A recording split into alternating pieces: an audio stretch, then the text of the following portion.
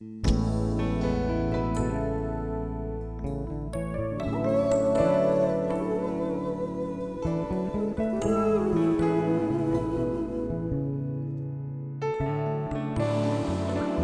coração está assim desejoso que através dessa mensagem o seu coração saia hoje daqui fortalecido, cheio de fé e de esperança. Eu estou fazendo esta ênfase por tanto que eu estou ouvindo de crise, de problema que é real, não podemos fingir que não existe, existe. Mas eu quero que você saia daqui com o seu coração fortalecido, cheio de fé e de esperança, independentemente do que está acontecendo, que é um fato, é uma realidade. E sem dúvida alguma, os evangelhos são tremendas e incontestáveis inspirações de fé, capazes de nos renovar, fortalecer, animar e ensinar, né? Os evangelhos, eles não só fortalecem, eles nos renovam, eles nos animam e nos ensinam. Pessoas animadas sem ensinamento não chegam a lugar nenhum, porque esse ânimo sem ensinamento, ele acaba as lutas do dia a dia. Então hoje, aqui e agora, nós vamos aprender algumas lições importantes para a nossa vida cristã, através da demonstração de fé de um homem que nem judeu ele era. Então ele deu um show de fé e de muitas outras coisas que os próprios apóstolos estavam precisando ver. Eu tenho a certeza absoluta que existem muitas pessoas que não são crentes que têm uma fé muito diferente, especial. É lógico que ela precisa de um todo, ela precisa de Jesus. Mas existem muitas pessoas que não vivem dentro das igrejas, e eu não estou dizendo que por isso nós não temos que frequentar as igrejas, porque às vezes a gente vai assim, tá vendo então? Por que está batendo em mim tanto? Não, a questão não é essa. A questão é que a gente precisa estar na casa de Deus, a gente precisa louvar a Deus, a gente precisa ser mantenedor da obra de Deus. Mas esse homem aqui, ele surpreendeu o Senhor. Foram pouquíssimas as pessoas que surpreenderam Jesus, que deixaram Jesus perplexo. Eu vou pedir que você abra a sua Bíblia no Evangelho de Mateus, capítulo 8, versículo 5.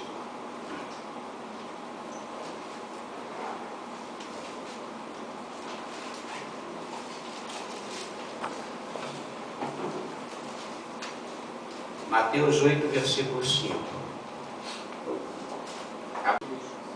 Mateus 8, 5. O que está escrito na sua Bíblia no versículo 5? Em voz alta, por favor, para sair ali no vídeo, para todo mundo no YouTube ouvir você. Já? Tendo Jesus entrado em Cafarnaum, apresentou-se um centurião implorando. Só até aí. Um centurião implorando. Que Deus abençoe você. Vamos sentar. Deixa eu me fornecer algumas informações muito importantes. Às vezes a gente lê certas palavras na Bíblia e a gente não para entender o que significa certas palavras que não temos no português, no dia a dia. Centurião era um oficial que comandava 100 soldados do exército romano. Então o exército romano tinha centenas de centuriões, porque tinham milhares e milhares de soldados. Então um centurião, ele não era sobrecarregado, ele não tinha responsabilidade de mais de 100 soldados. A cota para cada centurião, e a gente conhece esse termo no Brasil como um comandante, o comandante de uma tropa. Então o centurião era o comandante do exército romano, com 100 homens debaixo da sua liderança. Ele dava ordem para 100 homens. A gente leu no texto que tendo Jesus entrado em Cafarnaum. Cafarnaum significa, esse nome Cafarnaum significa aldeia de Naum. várias palavras no vocabulário judeu. Quando existem certas palavras, elas, por exemplo, Bartimeu, toda palavra que você lê na Bíblia no início, Bart ou Bar, significa filho de. Então Bartimeu é filho de Timeu. Então Cafarnaum era a aldeia de Naum. Se você encontrar qualquer outro nome que comece com Cafarnaum, é aldeia de alguma coisa. Então Cafarnaum significa aldeia de Naum. Cafarnaum era uma cidade natal do Simão Pedro e de André. Cafarnaum era também o local onde Mateus recebeu o seu chamado para o apostolado. Cafarnaum também foi o local onde o Senhor Jesus realizou muitos milagres. Muitos milagres. Em Cafarnaum, Jesus pregou vários sermões. E eu quero compartilhar algumas lições depois dessas informações. A primeira lição, com toda a autoridade que este centurião tinha, ele chega diante do Senhor e me faz pensar muitas vezes como eu tenho chegado diante do Senhor. Porque o texto que nós lemos no versículo 5 diz que quando Jesus entra em Cafarnaum, esse homem vai ao encontro de Jesus, ele se apresenta a Jesus. Ele se apresenta de que forma? Implorando. Implorando. Então eu vejo nesse versículo 5 a primeira lição, que com toda a autoridade que esse homem tinha em Roma, ele chega diante do Senhor se humilhando. Ele chega diante do Senhor implorando. Isso me faz pensar quantas vezes eu chego diante do Senhor para orar e eu peço sem assim me aquietar. Muitas vezes eu chego, Senhor, faz isso. E eu não vejo isso nesse homem. Esse texto não fala que esse homem faz isso. Você já viu nas brincadeiras, antigamente, quem é da minha idade entende o que eu vou falar. Quando a gente queria perturbar alguém, aí fala, implora então, implora. Só vou te fazer isso se você implorar. Se ajoelha.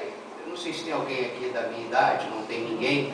Mas a gente fala que implorar significa se humilhar. Quando a gente implora alguém, a gente está se humilhando, está implorando. E este é o cenário que é a lição número 1 que esse centurião me passa nesse texto. Ele não chega dando ordens baseado na sua patente militar. Assim, este centurião expressa uma profunda reverência e temor ao Senhor Jesus. Então, a primeira coisa que eu vejo no descortinar desta história real é uma reverência e um temor. Será que é porque ele não tinha muita intimidade com o Senhor, ele agiu assim? Eu não acredito, não. Porque às vezes nós achamos que porque temos certa intimidade com Beltrano e Cicrano, a gente pode faltar com respeito, ou a gente pode se dirigir a ele de qualquer maneira. Eu tenho falado em alguns encontros de casais que muitas vezes os cônjuges confundem intimidade com falta de respeito. Quem tem intimidade tem que respeitar. O fato de ter intimidade não me dá o direito de desrespeitar minha mulher. E vice-versa.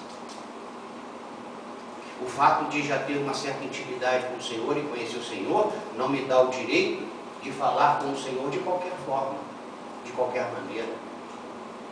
Então, quantas vezes nós chegamos na presença do Senhor, entramos no lugar onde o culto de adoração a Ele já começou e a gente não tem nem um pouquinho de reverência e de respeito. Não estou pensando em ninguém especificamente. Eu levantei deste texto algumas lições muito importantes que às vezes nós esquecemos. Eu sou crente há 30 e tantos anos, então eu posso, ô Senhor, como é que é? Não, eu não posso, ninguém pode. E esse homem aqui, esse centurião, ele não fala nada, ele não pede nada, ele implora, ele se coloca numa posição de humilhação. Ele não chega para Jesus como algumas pessoas dizem assim, mas eu dou dízimo, eu dou oferta, eu não falto aos cultos. Ele não usa a sua patente militar. Vamos para o versículo 6, vamos ler em voz alta o versículo 6 e 7, já. Senhor, o meu criado jaz em casa de cama, paralítico, sofrendo horrivelmente. 7. Jesus me disse, eu irei curá-lo. Essa segunda lição eu vejo aqui que quantas pessoas já chamaram Jesus de Jesus. Mas esse homem, quando ele entra, se apresenta ao Senhor Jesus, ele trata Jesus de Senhor. Sabe por que ele tratou de Senhor? Porque ele não tratava o imperador de César. Ele não tratava o imperador Antônio de Antônio. Ele tratava de Senhor. E passou um tempo que o César passou a ser uma reverência de um tratamento, como é que se diz? É um pronome de tratamento, é pronome que se diz? Senhor, é um pronome, né? Então, César passou a ser um pronome de tratamento com os imperadores romanos. Então esse homem aqui entende, ele não implorou para fazer um tipo, ele não usa a patente militar, ele chega diante de Jesus, que muitas vezes nós somos tão íntimos de Jesus, ô Jesus Cristo. Ele não, ele trata Jesus de Senhor. Senhor, o meu criado jaz em casa, de cama, paralítico, sofrendo horrivelmente. E Jesus não pergunta mais nada. Jesus responde, diz para ele, eu irei curá-lo. Você acredita que nesta noite, aqui neste lugar, ouvindo a palavra de Deus, nós tendo problemas terríveis na nossa vida, problemas que precisamos de solução, será que se nós chegarmos assim para o Senhor, será que o Senhor já não falou para nós? Eu irei te dar, eu irei te curar, eu irei fazer. Será que o Senhor não falou? Ou a gente não ouviu? Nesta segunda lição, o Senhor Jesus, movido pela humildade e submissão do centurião a ele, e movido também pela preocupação, amor e cuidado do centurião pelo empregado dele, Jesus atende esta súplica imediatamente dizendo, eu irei curá-lo. Essas duas coisas já alegraram o coração do Senhor. O que eu quero dizer nessas duas primeiras lições? Vamos rever a maneira como a gente está tratando o Senhor.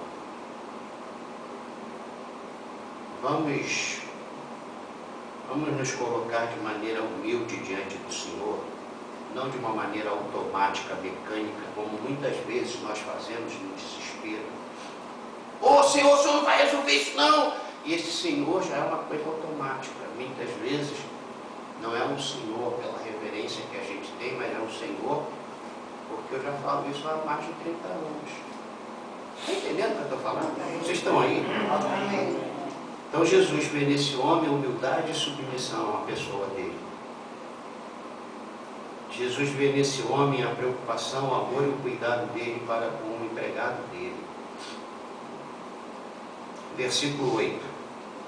Vamos lá, versículo 8, já. Mas o centurião respondeu, Senhor, não sou digno de que entres em minha casa, mas apenas manda com uma palavra e o meu rapaz será curado. Aqui foi o âmago desta mensagem, esse versículo 8, eu vou gastar um pouquinho de tempo.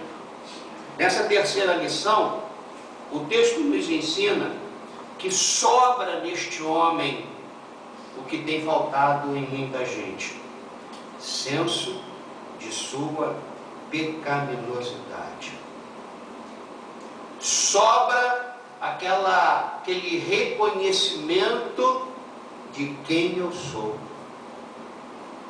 E sabendo de verdade quem eu sou, a gente passa a, sabendo quem ele era, a gente passa a entender porque que ele implora, ao invés de falar ou dar ordens como um comandante, e a gente entende, né, por ele revelar o conhecimento que ele tem da pessoa dele, a gente entende por que tanta humildade e reverência para com o Senhor. Sendo de o senso de pecaminosidade, quando ele diz para o Senhor: Senhor, não sou digno. Gente, olha o que esse homem está dizendo: a minha casa é suja, a minha casa habita só pecadores, eu não sou digno de que entres debaixo do meu telhado. Isso é senso de pecaminosidade. Ele não podia falar: dá um jeito no meu empregado, quanto que custa eu vou pagar? Aí Jesus está dizendo: eu vou lá. Ele falou: não precisa ir lá. Ele responde imediatamente, ele diz: Senhor, mas eu não sou digno. Preste atenção nisso. Ele diz que não é digno, mas ele não deixa de reivindicar e implorar o que ele quer. Eu não sou digno de que entres debaixo do meu telhado. O Senhor é santo.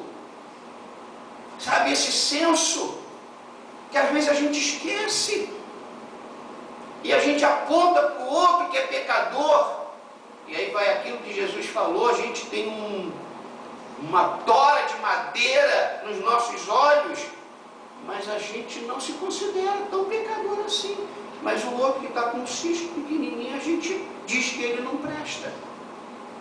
Então esse homem, quando Jesus diz que vai na casa dele, ele não está proibindo Jesus de ir lá porque a casa dele era pobre. Ele está dizendo para Jesus não ir lá porque a casa dele não é digna. Porque ele mora lá, ele sabe. E como é que uma pessoa tão boa dessa, preocupada com um empregado? Esse cara tinha dinheiro para arrumar outros empregados e ele não tinha só este empregado. Bem, podia perder esse, morreu, acabou, contrata outro. Aliás, os comandantes, eles tinham direito aos escravos. Era a regra. Potifar fica com José sendo escravo na casa dele, porque os comandantes naquela época tinham direito a isto. O rapaz morreu, deu remédio a ele, tá bom, manda ele embora, enterra ele, fulano, traz outro aí para substituir esse. Ele não pensa nisso, ele quer que o rapaz seja curado. Então eu fico observando que nas entrelinhas, nas coisas debaixo do lençol, a gente vê um comportamento, um coração, um senso de alguém que sabe, e esse aqui é o Senhor. E ele, sabendo disso, ele se humilha, ele implora. Aí Jesus reage e ele diz: não, mas o senhor não pode ir na minha casa. Entenda isso. Quando Jesus diz: eu irei curá-lo, ele diz: não, Senhor, peraí, mas o senhor não pode ir na minha casa. Mas por que eu não posso ir na tua casa? Não sou digno de que entre na minha casa. A quarta lição é que aqui também eu vejo que sobra neste centurião o que tem faltado em muita gente: a certeza, a convicção, a fé. Quando, mesmo sendo e reconhecendo a sua pecaminosidade, ele faz a seguinte afirmação: esse cara que não pensa que ele tem direito porque ele é bom. Ele reconhece que não é bom, mas ele quer a parte dele. Porque ele está falando com alguém que pode fazer e já garantiu para ele que vai curar o empregado dele.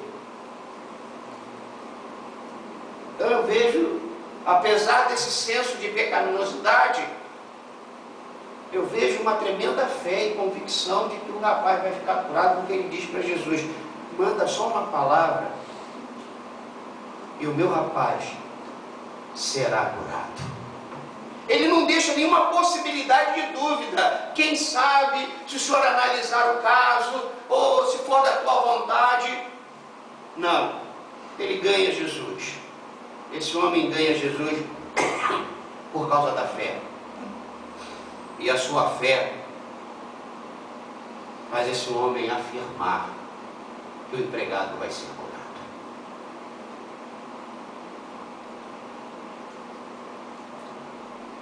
Quatro coisas nós já vimos até aqui. A primeira, esse homem se humilha, implorando. A segunda, Jesus vê nesse homem uma tremenda humildade e submissão ao próprio Senhor. E Jesus vê nesse homem a preocupação, o amor e o cuidado pelo empregado dele. Na terceira lição, a gente vê o senso de pecaminosidade, o reconhecimento de pecaminosidade dele para com a própria vida dele. Em quarto lugar, a gente vê que esse homem é um homem de fé. Esse homem crê. Ele está dizendo para Jesus: eu creio tanto em ti, que tu nem precisas ir lá. Não precisa ir lá pela seguinte razão: eu não mereço que tu entres na minha casa. Olha só. Quantas vezes nós batemos no peito e dizemos: mas eu tenho fé. Jesus, eu tenho fé. Esse cara que nem judeu era, ele trata o nosso Salvador de Senhor, que é o nosso Senhor. E ele diz: não precisa só ir lá, manda uma palavra, manda uma palavra. Manda uma palavra e o rapaz será curado. Sabe qual é o nosso problema em relação a isso? E hoje eu estou pregando a mensagem de número 1617 como bispo. Sabe o que significa isso? 1617 palavras pregadas. Amém. 1617 mensagens compartilhadas. Isso só como bispo, porque como pastor eu preguei 2.200. Hoje de manhã eu falei, porque o povo clama, eu falei hoje de manhã, eu disse, nesse momento, milhares e milhares de profetas estão falando para o povo que clama a Deus, o que Deus quer do povo dele. Sabe qual é o nosso problema em relação à palavra? Porque agora eu estou compartilhando uma palavra para vocês, de que Deus quer falar para vocês o que falou para esse homem. Eu vou resolver o teu problema. Aleluia. Sabe qual é o nosso problema? Nós temos ouvido muitas palavras, mas muitas vezes nós não valorizamos estas palavras que Deus joga para o nosso coração, semeia no nosso coração, como garantia de que Deus vai fazer o que está escrito e que está sendo pregado. Sabe qual é o outro nosso problema? É que também a gente tem ouvido muitas palavras de quem não entende a palavra. Muitas vezes a gente tem ouvido muitas palavras de quem é ignorante em relação à palavra.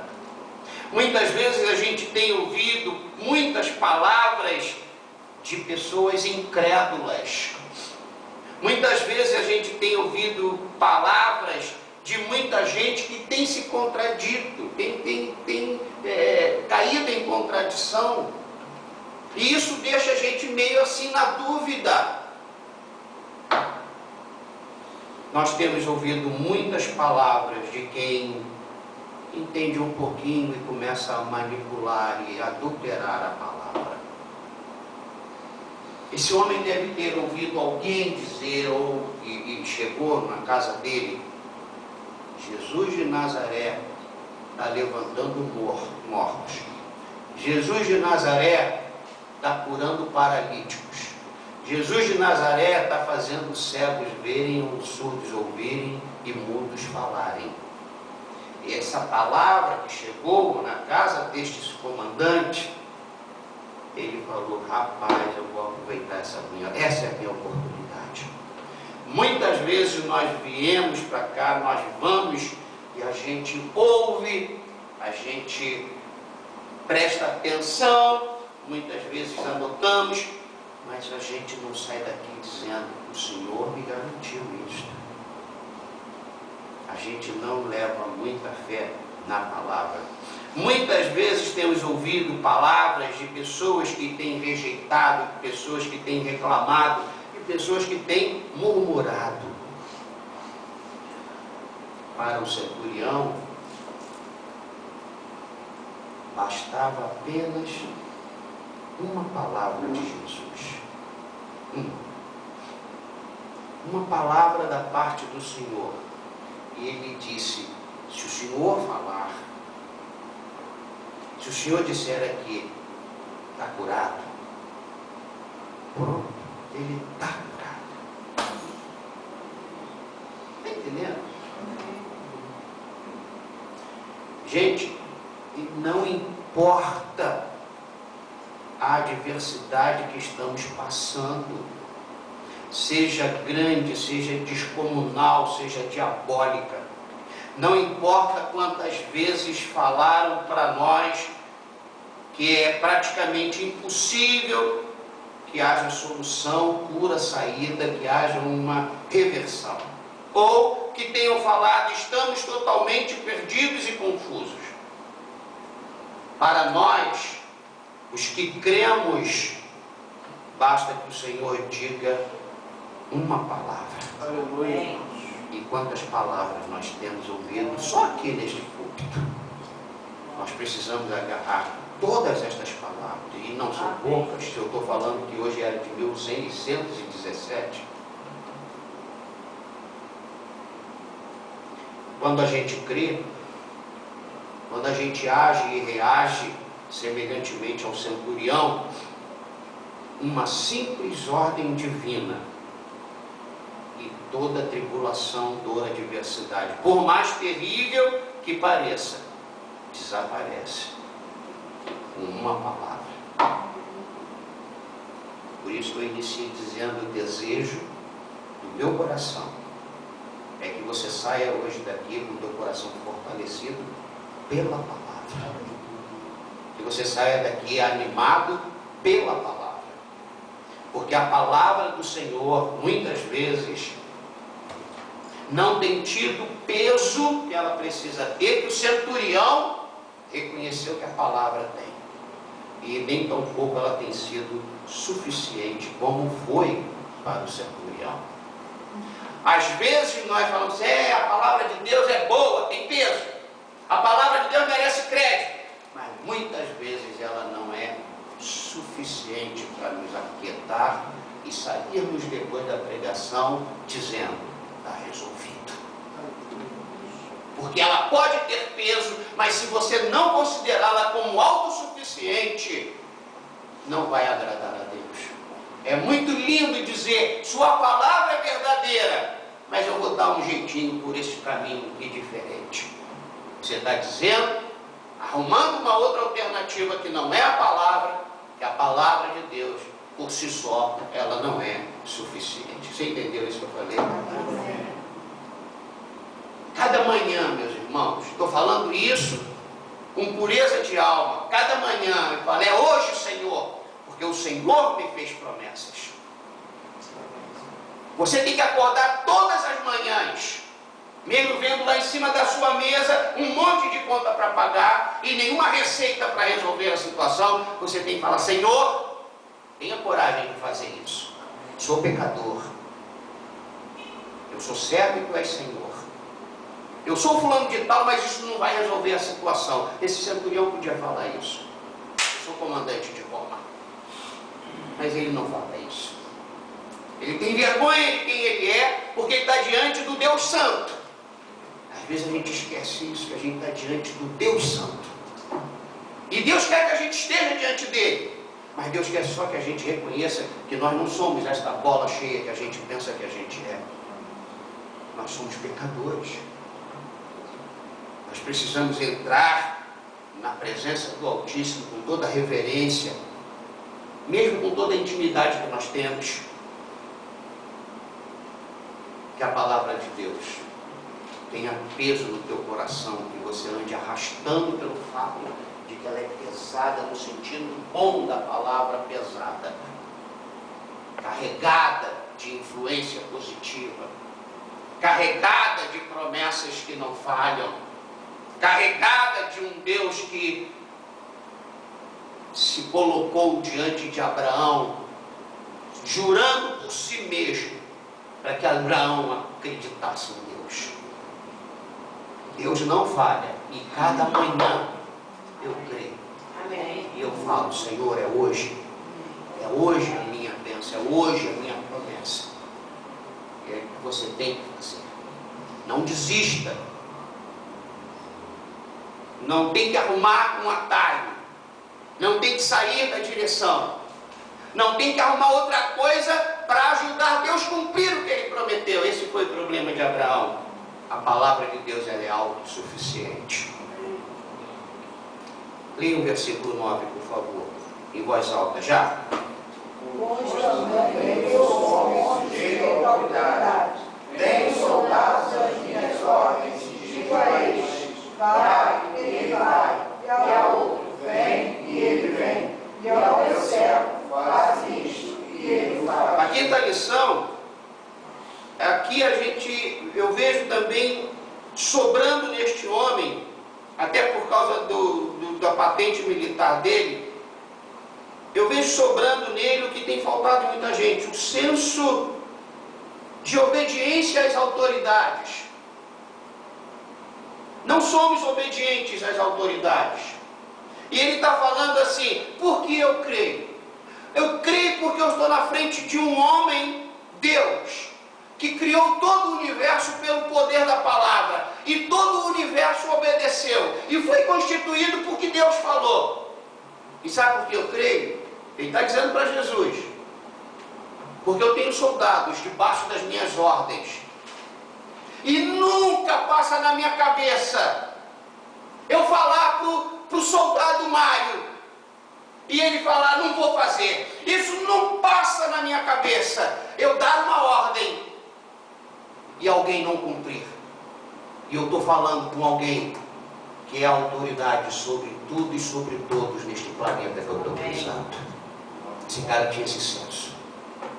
Se o Senhor fala, tem que acontecer, porque tudo está debaixo da autoridade do Senhor. Esse homem era comandante porque também já foi comandado e ainda era comandado por César. E ele entendia, se existe uma ordem, nada diferente do cumprimento e obediência dessa ordem tem que acontecer. É como se ele dissesse aqui, eu estou embasado nisso. Toda autoridade te foi dada. Minha patente é inferior à sua. E se o senhor falar, nem precisa ir lá. Rapaz, esse é lindo demais. Está dando para você entender? O senhor nem precisa ir lá. Porque se eu falar com esse soldado aqui, fala para o Roberto vir aqui, ele não é doido de não ir lá. E Roberto não é maluco de não vir aqui. Se o senhor der uma ordem daqui, essa enfermidade não é maluca de insistir. Porque quem está dando a ordem é alguém que tem todo o poder sobre esta terra. Aleluia. É assim que a gente vê o Senhor. Se o Senhor falar para a gente, pode acreditar. Você não deve esperar outra coisa que não seja a bênção de Deus. E Deus muitas vezes não demora não, Renato. Deus não demora porque Deus quer honrar os servos dele, eles estão a serviço dele. Ele está querendo animar você, para você aumentar a tua oferta na campanha. Amém. Então aqui também sobra neste centurião o que tem faltado em muita gente: senso de autoridade.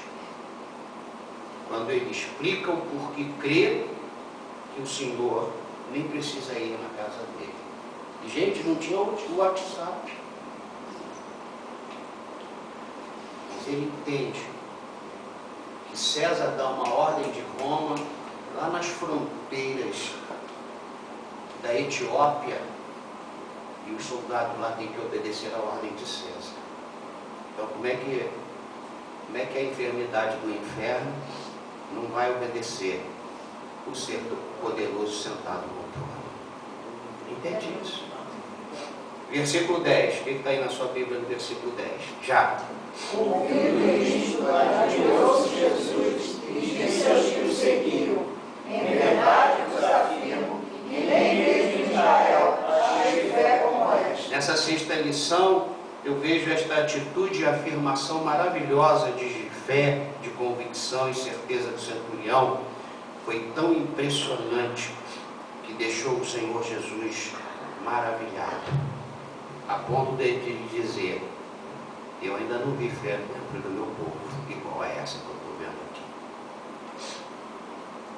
É como se alguém que nunca entrou numa igreja e recebeu um folheto nosso falando das promessas de Deus, e aí ele fala para Jesus: manda uma palavra. E ele crê nisso, porque é a palavra que sai da boca de Deus. E a própria palavra, ela deixa claro que toda palavra, olha só, que sai da boca de Deus, ela não volta vazia. Porque se saiu da boca de Deus, ela vai ter que fazer o que Deus determinou que ela fosse feita.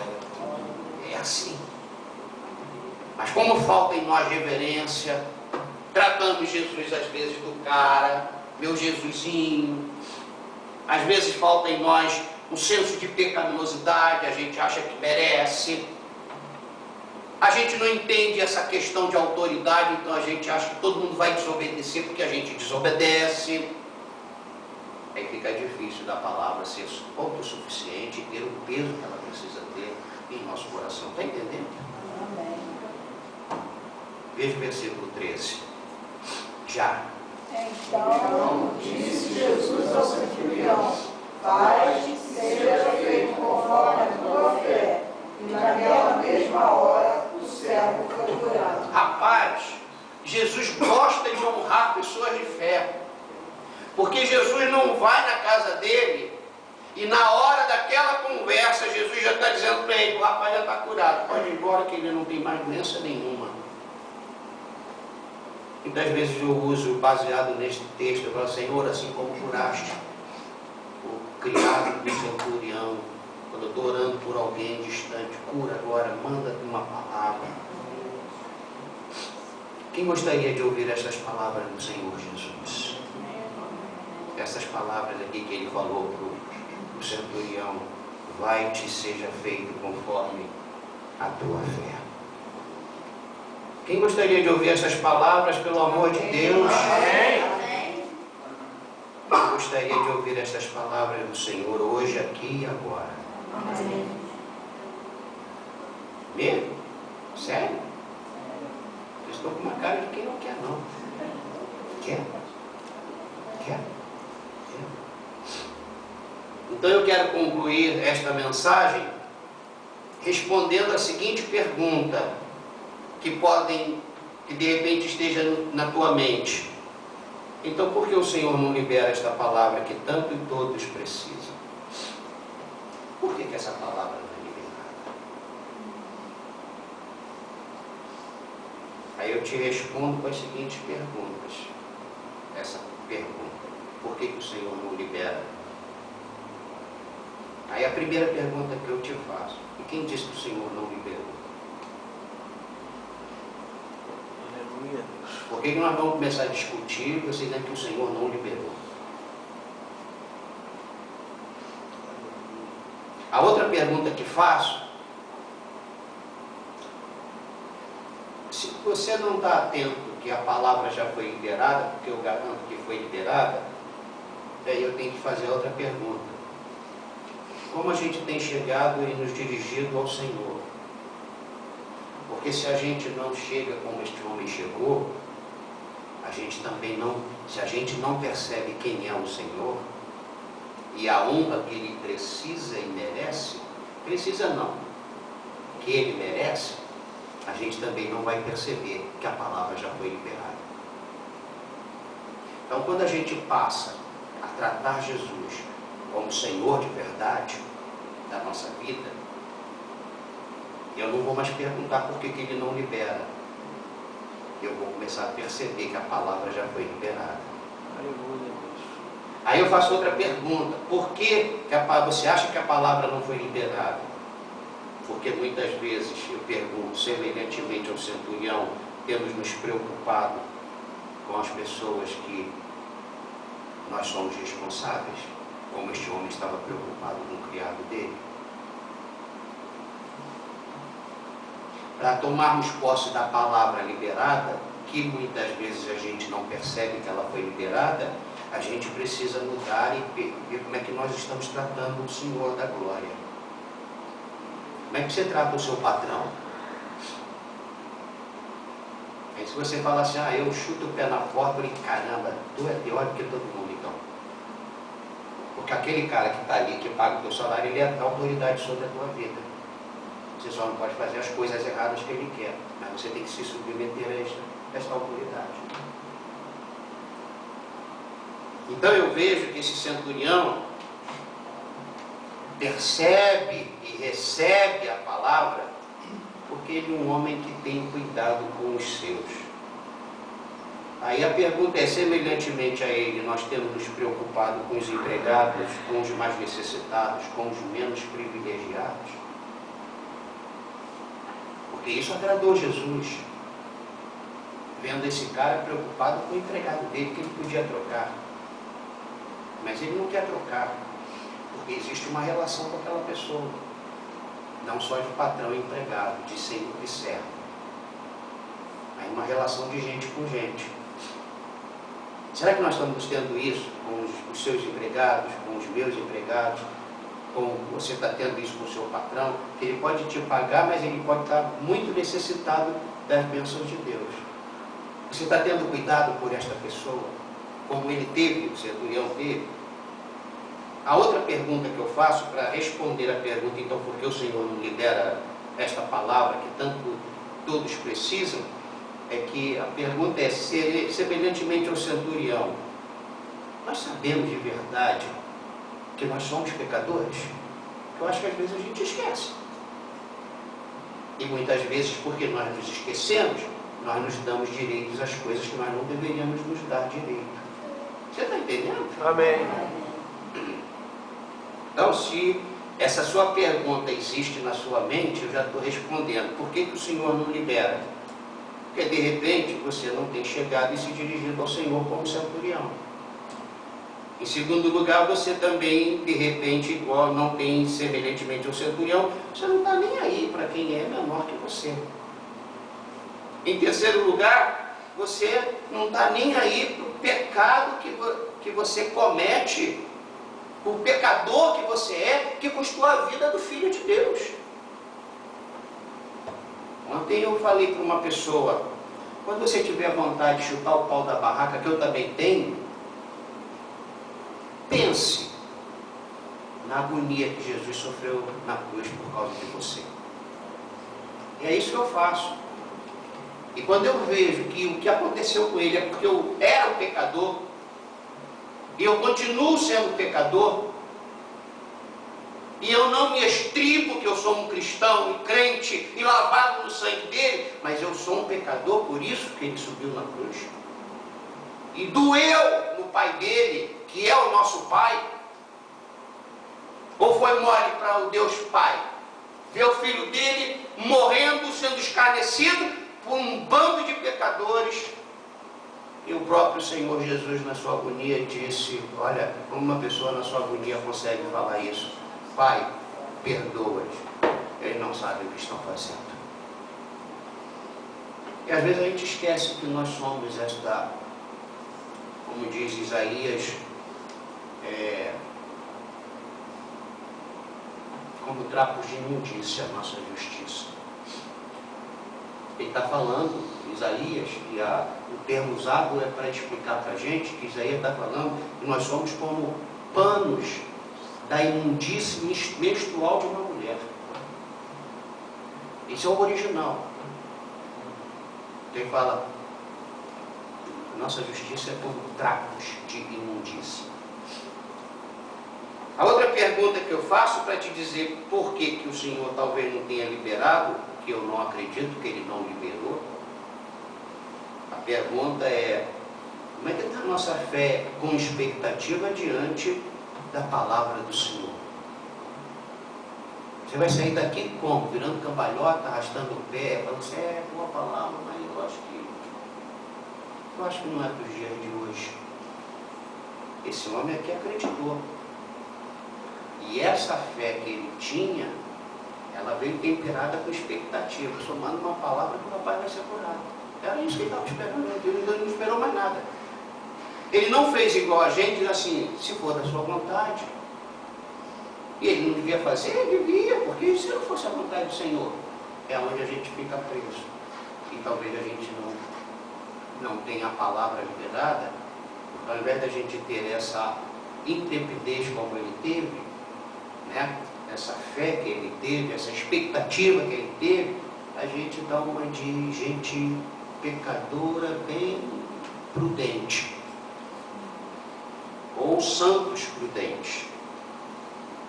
A outra questão, a outra pergunta é como estamos em relação às autoridades,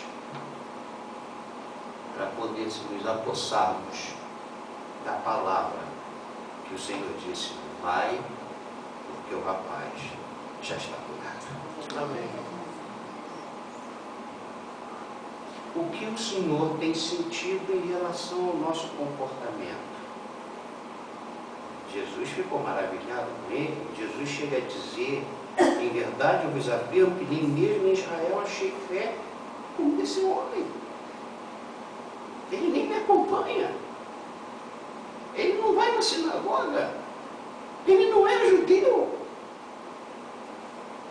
Aí Jesus diz, olha, a tua fé, vai-te e seja feito conforme a tua fé. Essa fé que você tem, essa é a fé que me agrada. Porque essa fé de convicção e de expectativa não deixou você esquecer o pecador que você é. Porque a fé que é gerada em nossa vida pela palavra não faz a gente mostrar nenhuma credencial para Jesus. Essa fé que é gerada em nosso coração pela palavra não faz a gente tratar Jesus como nosso amiguinho. Essa fé que é gerada em nosso coração pela palavra não nos faz desrespeitar as autoridades. Nós temos que obedecer. Então eu quero encerrar nesta conclusão dizendo, agora olha bem nos meus olhos.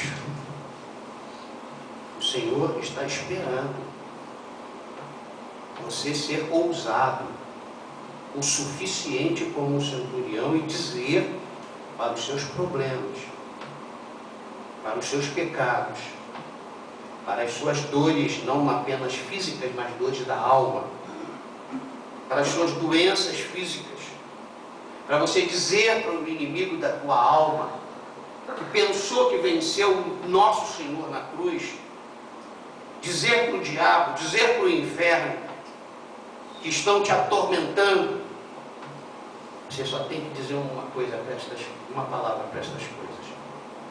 A última palavra é do Senhor. Amém. É só isso que você tem que dizer para os teus ofensores. A última palavra é do Senhor. Aleluia. Porque é esse cenário que esse centurião me mostra. Não importa como ele esteja. O que importa é que se sair da tua boca uma palavra, ele vai ser curado. Porque o que vale é a palavra do Senhor. Amém. E a última frase, o Senhor está esperando você e eu e nós dizermos para Ele, Senhor, eu confio em Ti. Todos os dias e sob todas as pressões, eu creio no Teu grande poder.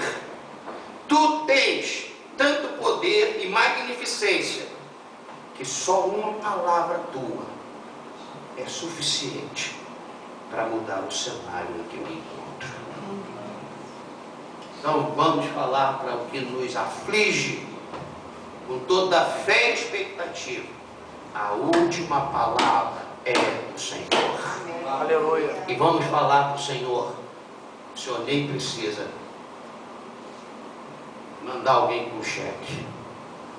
O Senhor sabe o número da minha conta. Basta depositar.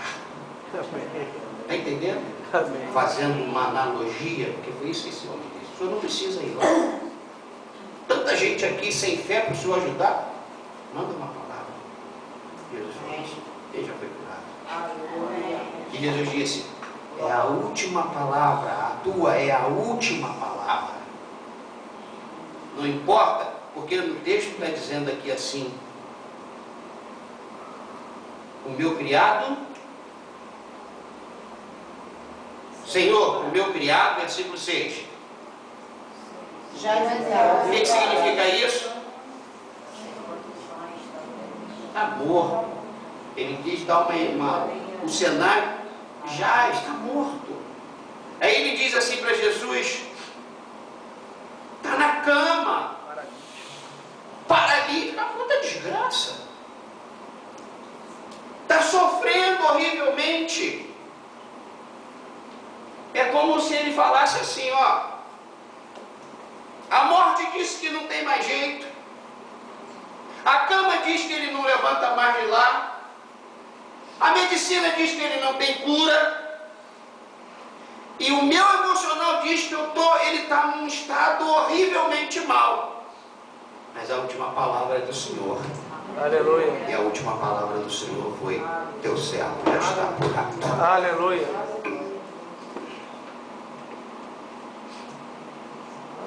Não é força do pensamento positivo, que eu odeio isso. Não estou doente, não estou doente, não estou doente, não estou doente, isso é mentira de Satanás, não estou doente, não estou doente, não estou doente. Isso não é bíblico, isso não é espiritual. Eu estou falando para a gente confessar a palavra da fé. Em Romanos 10, capítulo 10, versículo 10 em diante, Paulo fala para os romanos: a palavra de salvação está na tua boca, está no teu coração. Aleluia. Nós precisamos falar. Deus falou, eu não separei, por causa do tempo, eu não separei N versículos de promessa da parte do Senhor. Mas existem 8.000 promessas. Se você não crê em mim, pelo menos creia na palavra do Senhor. Amém. A palavra do Senhor é. O que Jesus disse para Maria e Marta? Ainda que morra, viverá. Ou seja, a morte não tem a última palavra. A Dilma, coitada, não tem a última palavra. O Cunha não tem a última palavra. Pare de ficar com medo do patrão. Pare de ser um puxa-saco do patrão. Respeite, porque é uma autoridade. Cumpra com suas obrigações. Respeite o Deus da glória. Amém. Minha oração, Senhor, é que teus filhos possam sair daqui atentos para a tua palavra. Apenas uma palavra. E não deixa ficar confuso mediante a tantas outras palavras, que não seja a tua palavra. Faz isso em cada coração aqui, em cada irmão, em cada vida, Pai. No nome de Jesus. Todo ser que vive, vamos ficar em pé?